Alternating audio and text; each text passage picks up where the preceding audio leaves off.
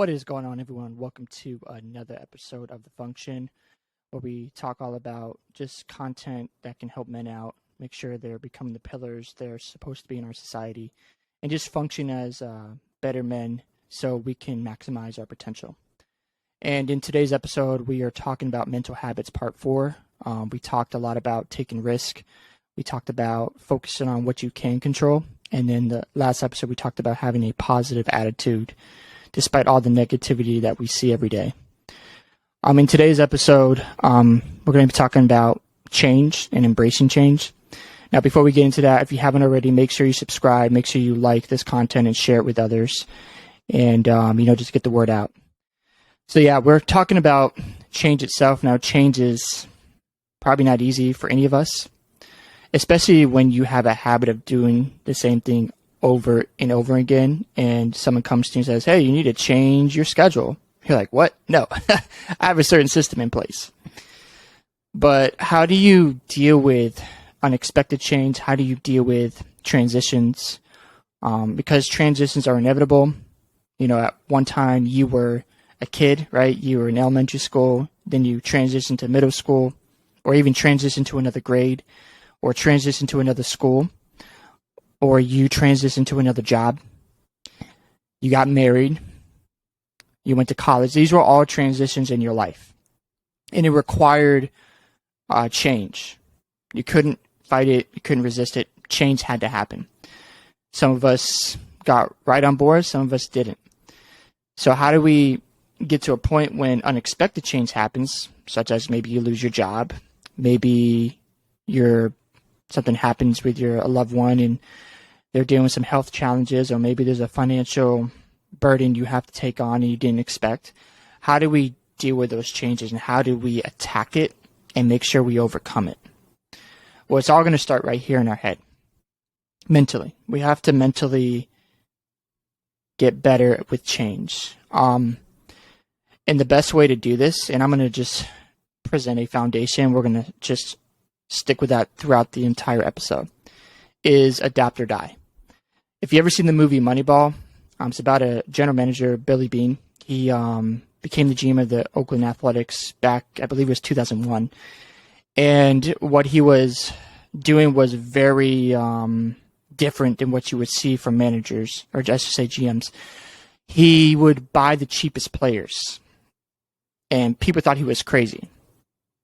He didn't want to be like the Yankees or the Red Sox. He was looking to get cheap players but still produce. When he first did this, he got a lot of heat for it. But in that season, they went on to have a 20-game winning streak and make the first round of the playoffs. In the movie Moneyball, it's a famous quote. He says, adapt or die. And when it comes to change, we have to adapt or we're going to die. We have to get to a point where if we don't learn that change is inevitable, we're going to die. We're going to go backwards and not forwards.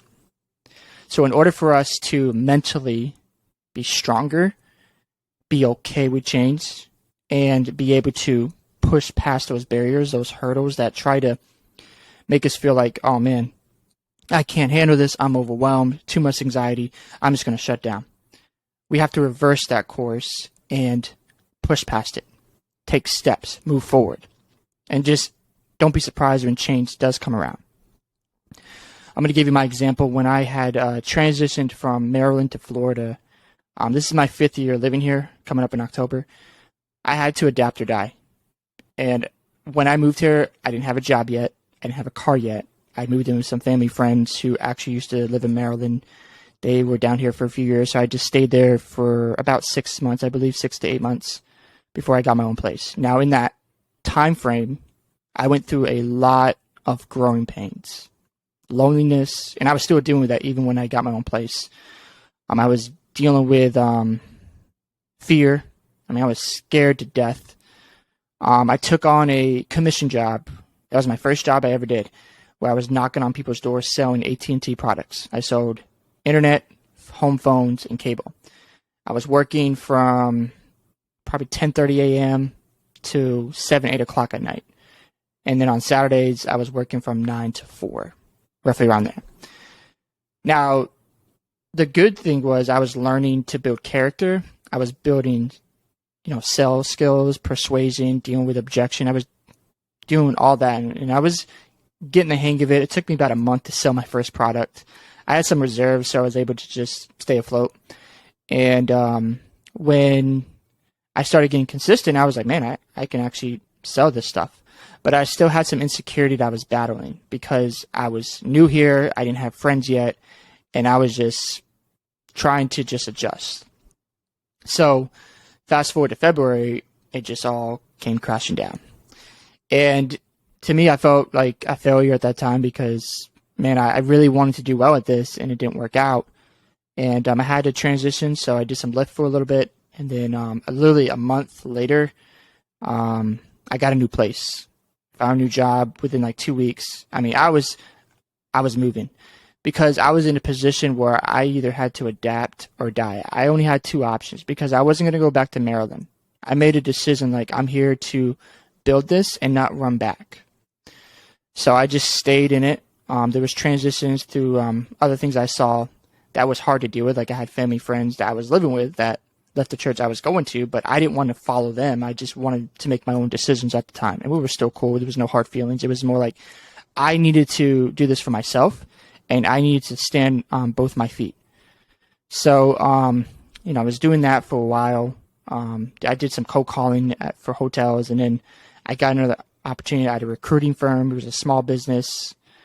Things just didn't work out, unfortunately. But in that time frame, I enjoyed sales. There was a foundation of, okay, I really like doing this. And then I believe 2019 when things didn't work out at the recruiting firm I was at, I went and sold roofs. I was getting on people's roofs, inspecting it, and then selling them why they need a new roof. And I got good at it. And what I learned in that season is that I could adapt to anything. That's when I realized, like, I can adapt. I can really, adapt to something and not completely die out. I can actually do this. And it was just, the longer I stay here, the more settled I feel and the more confident I continue to get, right? Because I didn't have my family here. My mom was in Maryland. My sister was in Virginia. She's still in Virginia. My mom's in Florida now. But I didn't have anybody to just lean on to, give me strength besides God, right? That was it.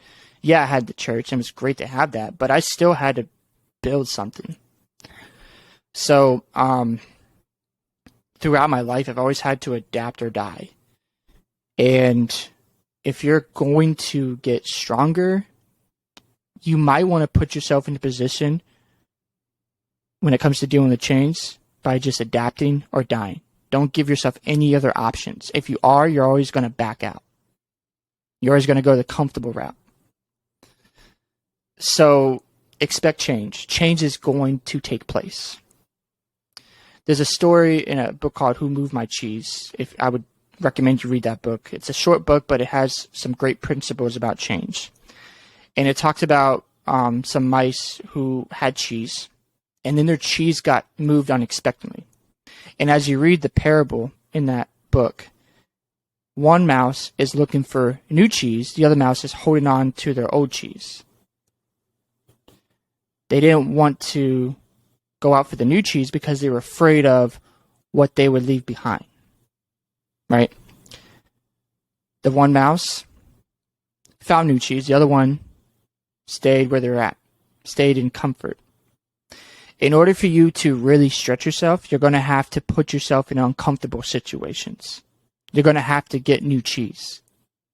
If you don't get new cheese, you're going to have the old stuff over and over, and you'll keep recycling over and over and over again. So when you're in that rut mentally, you have to break that cycle. You have to take personal responsibility for your thinking and change the way you think. When you change the way you think, you begin to see your reality change in front of you. It all starts right here. As a man thinketh, so is he. So what you think is what you produce. So if you are struggling with change, if you hate change, guess what? You're still going to change whether you like it or not. You're going to be a different person next year. Your spouse is going to be different. They're going to have a different job. You're going to have a different job, maybe. You might have a house next to you. You might be moving. Your finances will be different. Something will always be different. You might have a kid. These are different changes that are always going to take place. So in order for us to overcome, we have to adapt. We have to adapt. If we don't adapt, we'll die. The ones who adapt and are bold with their decisions, they get massive results. If you look at influencers out there, people who take risks, they get massive results from their risks they take. Right? And they adapt. When change is taking place, they just, okay, I gotta change. For me, I know I have to just keep getting better. I have to put myself out there. Like, it's not easy, but I still have to adapt. I still have to grow and get better in different areas of my life. So how do we get better with change? How do we handle, the uncertainty, the anxiety? How do we just overcome these things? Well, the first thing we need to do is monitor change, especially the small things. So I'll give you an example of this again. My wife's in nursing school. Obviously, our schedules are going to be very different during this time of our life. We've been married for 2 years. We have a great marriage. But I understand there's going to be changes going on with other commitments around us, right? And as much as I would like to invest in certain things, I really can't right now. Because she'll need me to do certain things, and I have to withdraw from other stuff that I'm used to doing and what we're used to doing with each other. Because she's got to invest right now for a period of her life so she can have what she wants out of her nursing career, right? Obviously, there's challenges to that, and there's going to be change involved with that, right? And there's things I'll learn, there's things she'll learn. That's just an example. Maybe your kid's going to be 2 years old. That's a change, right? They're going to be different, right? That's expected. Maybe you're getting a new role at your job. That means more responsibilities. That means new things you got to learn. So that's change right there. So pay attention to the small changes. Pay attention to when your season will change, because we have what? We have a winter. Now in Florida, we don't have that. We just have summer all day long. But you get what I'm saying. We have a winter, we have a spring, we have a summer, we have a fall, right? That's how life is. That's how you should look at your life. And you have to expect change. You have to be paying attention to those small changes. The second thing is face your fears. What are you scared of? There's certain things you should be doing. Maybe you should be starting a podcast. Maybe you should be starting a YouTube channel. Maybe you should be working on that business, because that's going to help you get better. But you're afraid of change because you're afraid to fail. And that's not good, because you're not helping anybody else around you, but you have something valuable to give to others. But you refuse to give it out, so you hold it in because of past experiences or whatever.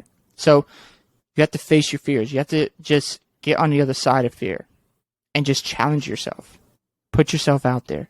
Don't worry about what's going on around you. Third thing is embrace the future.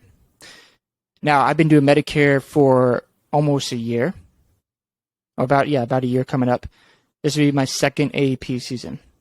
I want to do better than what I did last year, right? I'm embracing learning new things. I want to learn more about Medicare supplement plans. I want to learn about how to do other plans under 65. There's things I still need to get better at. There's things I want to keep getting better at, and I want to keep embracing that future. And I know, not just with Medicare, I want to learn more about finances. I want to get better in my marriage. I want to learn how I can, keep on getting myself in a position where I feel good about, my body and feeling in good shape. Like, I want to get better at those things. Those things are important to me, right? But I have to embrace the future. I have to embrace the change, because I know those require changes, right?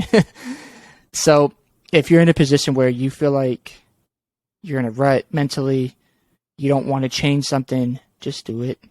You might be 2 or 3 choices away from really seeing your breakthrough.